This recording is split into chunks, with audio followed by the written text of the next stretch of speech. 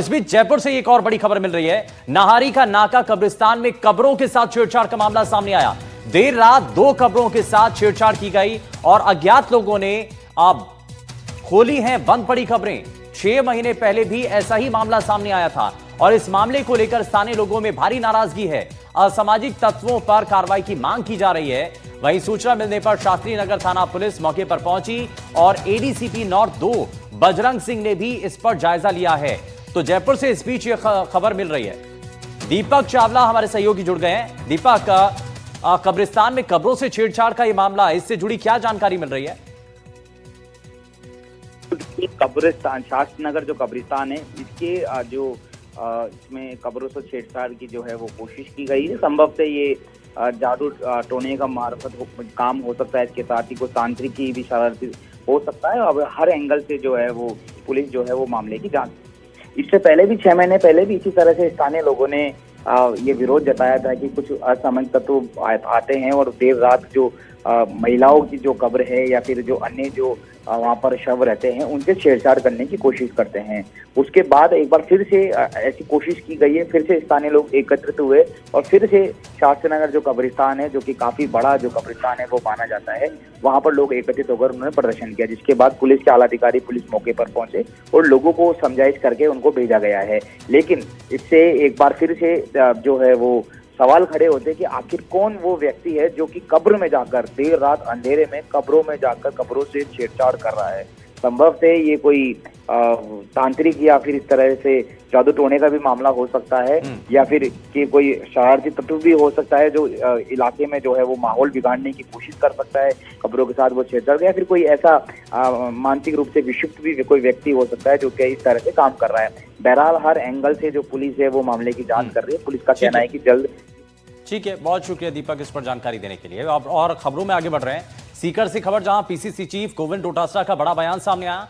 चुनाव आयोग पर डोटासरा ने बड़ा आरोप लगाया है। वहीं बीजेपी के इशारे पर काम कर रहा है चुनाव आयोग, ये बड़ा आरोप पीसीसी चीफ ने लगाया है। वोटर लिस्ट से 25 लाख वोट काटे जा रहे हैं, ये उन्होंने कहते हुए चुनाव आयोग पर बड़ा आरोप लगाया है। और साथ ही यह भी कहा है कि बीजेपी के इशारे पर चुनाव आयोग काम कर रहा है। गोविंद डोटासरा ने इस दौरान क्या कहा है, जरा सबसे पहले आपको वो दिखाते हैं।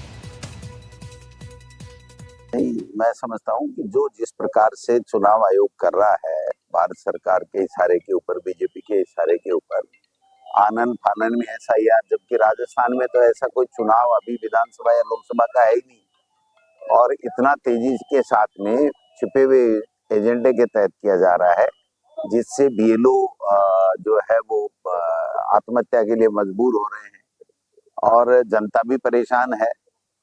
और जो मुझे पता लगा है कि राजस्थान में भी 25 लाख के लगभग वोट जो कांग्रेस आइडियोलॉजी के लोग हैं, एससी एसटी माइनॉरिटी के मोहल्ले से ये काटे जा रहे हैं। ये वोट चोरी जो है वो महाराष्ट्र और हरियाणा में इन्होंने सरकार बनाई, फिर वोट चोरी करके बिहार में बनाई और अब यहाँ बंगाल में और सब जगह वोट चोरी करके ही सरकार चलाना चाहते हैं।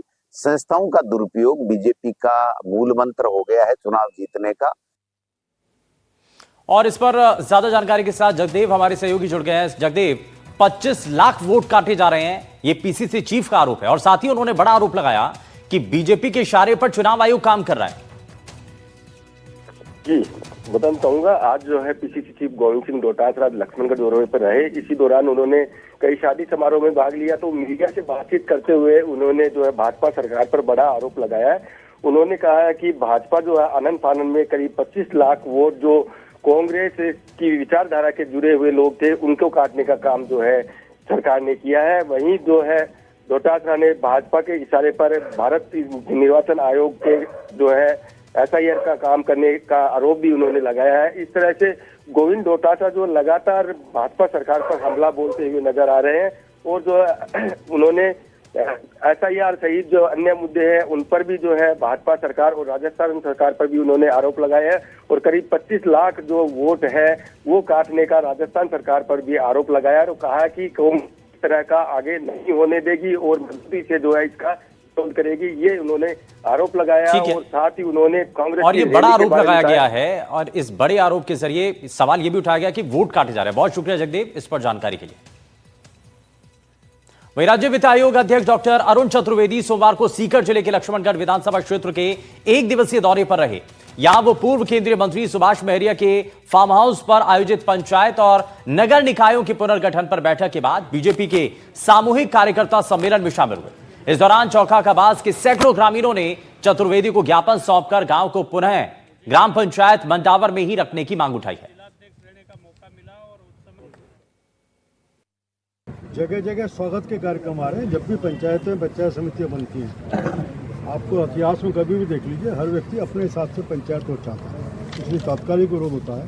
इस बार भारतीय जनता पार्टी की सरकार ने, पिछली कांग्रेस सरकार ने जो जबरदस्त असंतुलन के साथ निकाय और पंचायत समितियां बनाई थी, उसको संतुलित करते हुए जो मापदंड तय किए थे, उन्हीं मापदंडों के आधार पर भौगोलिक चीज़ों को देखते हुए अपने पंचायतों का, पंचायत समितियों का, जिला परिषद का गठन। हम सभी फिर से यहाँ इकट्ठा हुए हैं एक ही विषय को लेकर कि जिस प्रकार हमारी मंडारा पंचायत से चौका कबास को निकाला गया था और उसको निकालकर कुंडलपुर पंचायत में जोड़ा। हमने पहले भी ये प्रदर्शन किया है, लेकिन अभी तक हमारी सुनवाई इस मामले में नहीं हुई है। संपूर्ण चौका कबास की जनता ये इस चीज़ को बहाल कर रही है कि जिससे हमें कुंडलपुर में जोड़ा गया है, हमारे लिए ये निर्णय ये सही नहीं है। उसके कई सारे कारण हैं, क्योंकि कुंडलपुर की पहली बात तो हम जनसंख्या वाइज देखें तो एक छोटा सा एक कुंडलपुर वार्ड है जिसको पंचायत बनाया गया है। चौका कबास के अंदर लगभग 1300 प्लस वोट है, जिसको एक गांव की तरह अलग रखा गया है जो कुंडलपुर के साथ जोड़ा गया। अब चौका कबास के लोग अगर कुंडलपुर की तरफ ही जाएंगे तो वो एक वन क्षेत्र है, एक वन श्रृंखला के अंदर है, जहाँ कई सारे जानवरों की, जंगली जानवरों की भी शिकायतें रहती है। वह आने जाने के लिए ना कोई वहाँ साधन है, ना कोई गाड़ी की व्यवस्था है, ना कोई बस की व्यवस्था है, जिससे बूढ़े बुजुर्ग, माताएं, बहनें सभी इस चीज़ से बहुत परेशान हैं।